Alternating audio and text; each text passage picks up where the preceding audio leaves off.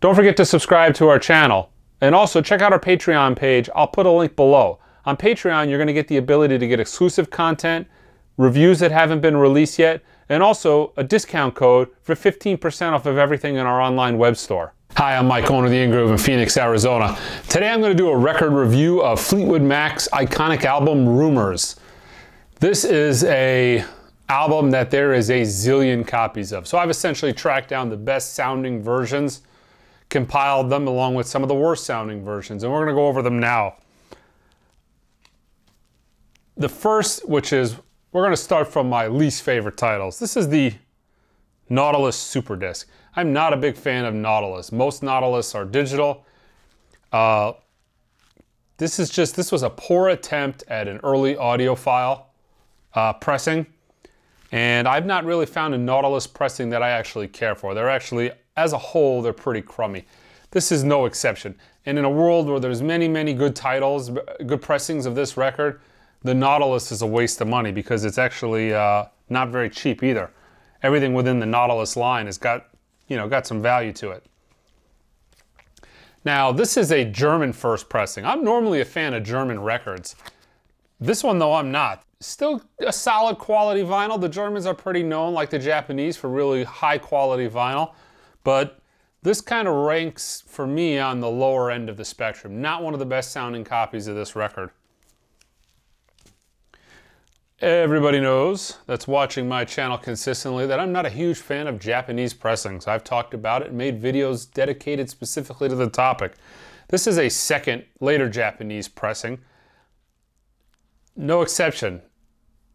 Really quiet mastering, high quality vinyl, high quality cover, the whole works, typical of a Japanese record, but with a little bit wonky mastering.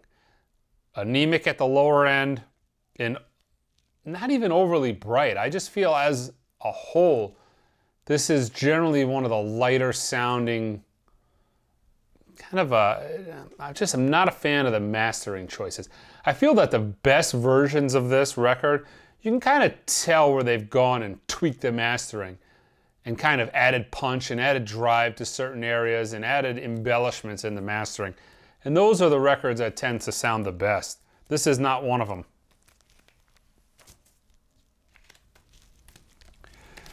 This is actually a UK first pressing. Not worth the money again. This is one of those records that's a little better than the ones I've reviewed so far, but there's just something missing from this overall. I'm not a big fan of this. As a whole, it's a blech, And if you're living here in the States, you're going to pay a lot more money for a UK pressing than you are a US pressing of that record. Now, this is a weird anomaly within. This is a white vinyl pressing from Holland. I actually picked this up over there, and I have never listened to it until today. Typically, colored vinyl is pretty crummy sounding. I was impressed how good this sounded. This was much better than everything I've showed you so far. This is actually a pretty solid record.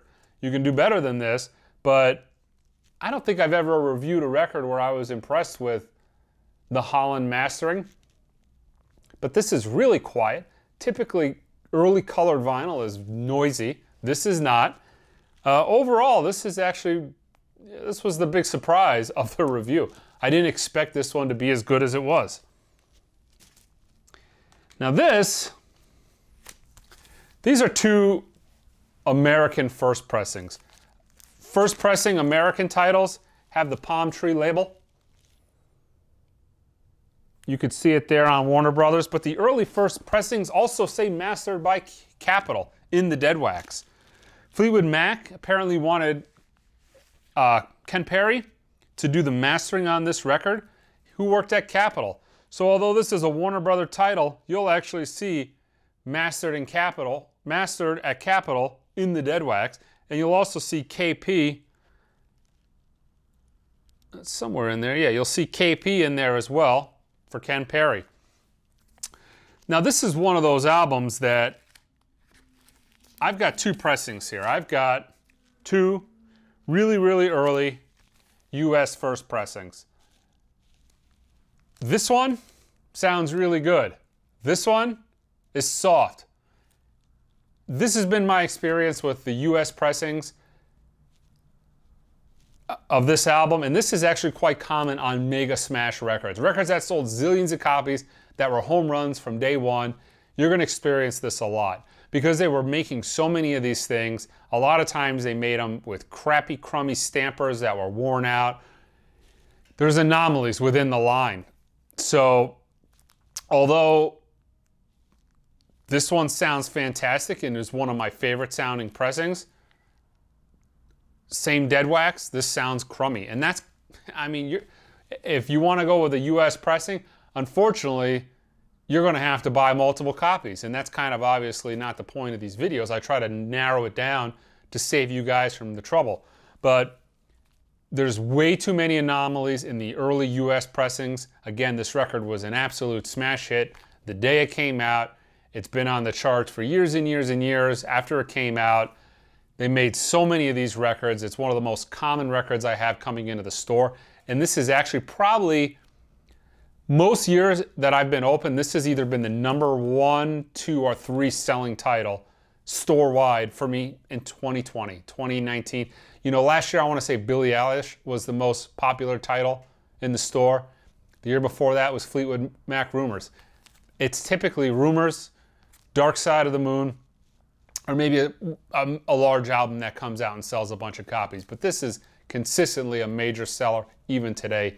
So early in the print run, there's a lot of variables on it. But if you want to eliminate some of those variables, I'm going to do something that I don't normally do, and I'm going to recommend the first Japanese pressing. Now this one you have to be careful about because not all Japanese first pressings are the same.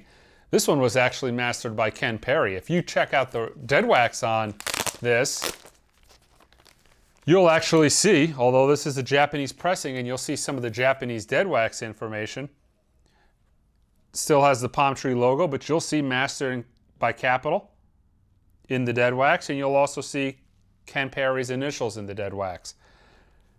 This is the ideal pressing of this album to get. This has the least amount of variance. This is the record you can go and buy, and more than likely you got a solid one right off the bat. That is the Japanese first pressing with the black obi, like you see here, mastered by Ken Perry.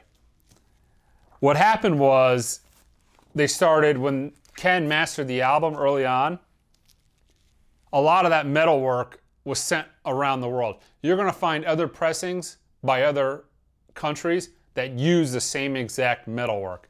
What's nice about the Japanese version is you get the best of both worlds.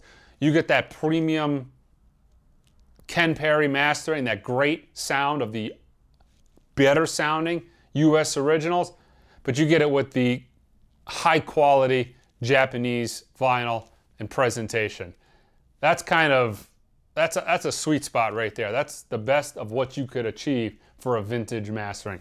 And again, there is no pressing that was made for the first, 20 years that that album was out that sounds nearly as good as that.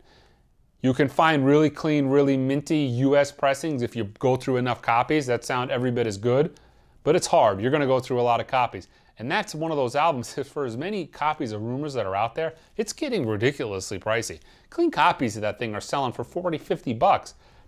10 years ago, when I was doing record shows before I had the store, that was a dollar record. That was a record that was in everybody's dollar box. And it wasn't it wasn't a rare dollar record. It was, you go through a tub of records and there was like 6 copies of Rumours in every, it was like the Barbra Streisand is today. I mean, there's copies of this record everywhere. But it is in demand with the vinyl resurgence. It's in demand. People want it. You're going to pay for it now. So rather than going and buying multiple US copies to find the one that sounds, sweet, has that sweet spot, you're going to be much better off hunting down that US or that Japanese first pressing with the US mastering. The problem is, there's, if like for instance, if you go on the Discogs page, you're going to see multiple masterings listed within the same tab, So it'll show you the right jacket, the right obi, but within that, you're going to find multiple pressings. So you're going to need to actually email the seller and ask them what's in the dead wags, because most of those are in Japan. So it's going to be a little bit more troublesome, but you should be able to just email whoever owns the album, you know, whether it's on eBay or whether it's on Discogs, and ask, you know, does this have Mastered by Capital in the dead wax? That's the one you want, Mastered by Capital. Now this is the current pressing. This is kind of quasi in print. You still see them around, but you're starting to see the European version as well. And the reason I wanted to show you both is this one's dynamite. This is 100% analog, mastered by Kevin Gray and Steve Hoffman. This is, in my opinion, probably the second best sounding version of this record there is. This is crummy. This is digital. This is a European mastering. This sounds cruddy. They look identical. They have the same hype sticker. They have the same exact barcode.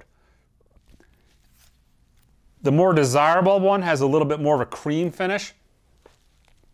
The non-desirable one has more of a white finish, but there is one easy way of telling which one of these crummy, is it the crummy one or is it the premium one? And that is on the hype sticker, the only thing that's different is you'll see it says Mastered by Palace. The one you want is Mastered by Palace. The one you do not want, the European pressing, doesn't say anything. You'll see it right there. Nothing, Mastered by Palace. Because it has the same exact barcode on both of these, it's going to be a little bit more difficult to buy this one online, Amazon or something of that nature. You're going to have more difficult of a time finding it because they share the same exact barcode. Now, when you buy it from my website, I actually put in the description Palace LP. You know, it'll say Fleetwood Mac Rumours Palace LP. That's the one you want. The other one, the European pressing, avoid it. But like I said, the Palace pressings, it's weird. When I order them from the distributor, sometimes they'll send the Palace pressings, sometimes they won't. And I haven't seen the Palace ones in a while, but they're not really that expensive yet. You can go online and find them if I don't have them, and they're still under $30 at the moment. But that's one of those records that, because it's all analog, it's got the Kevin Gray mastering, who's one of the absolute best mastering engineers in the world. That's going to be one that when it goes out of print and you really can't get it, that's going to start to ratchet up in price. That's going to be a key record within, you know, all the very many pressings that are out there that people are hunting for. And this is by far and away the absolute best sounding version. Mastered by Kevin Gray, mastered by Steve Hoffman. Real similar to the other one, but this is the double disc 45 RPM version. And in most cases, with modern records, when they spread it out onto 2 discs at 45 RPM, you've got more surface space for the vinyl. So you can cut the record hotter. You can make it have more dynamic range as a mastering engineer. Also, you're spreading out the information on 2 discs, so you don't have to cut in as deep towards the label. When you cut inward, the farther the needle goes inward towards the label, the lower quality the sound is. So 45 has that huge advantage of you have the ability to give yourself more bandwidth, more dynamic range, keep away from the label, eliminate the inner groove distortion. It's just all around. That's the way you want to hear the record, is the 45 RPM. Now this one I haven't had in the store in a couple years.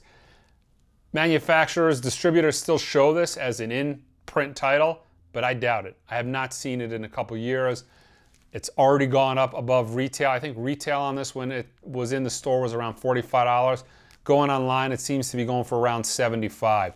But this is the one to own. This is the dynamite pressing of one of the most iconic albums of all time. Before this thing gets crazy expensive, search this out. The 45 RPM, all analog, cut by Kevin Gray and Steve Hoffman. Again, so just to recap, the best 3 sounding versions of this record, in my opinion, the 45 RPM cut by Kevin Gray and Steve Hoffman, the pressed at Palace, which is the Kevin Gray, Steve Hoffman 33 RPM, that I would put in at number 2. And at number 3, you want the Japanese first pressing, mastered by Ken Perry. In the dead wax, it says mastered by Capital. Those would be kind of my 3 top choices. Again, if you can find one of the sweet sounding, clean American copies that just happens to not suffer from whatever the anomalies are that cause it to sound poor, that US pressing is extremely good and going to be a lot more easy for a lot of people in this country to hunt down. Again, it's a real common record. So that would be a choice as well. All right, guys, that's it. Fleetwood Mac Rumors. Don't forget to subscribe to my channel. Until next time.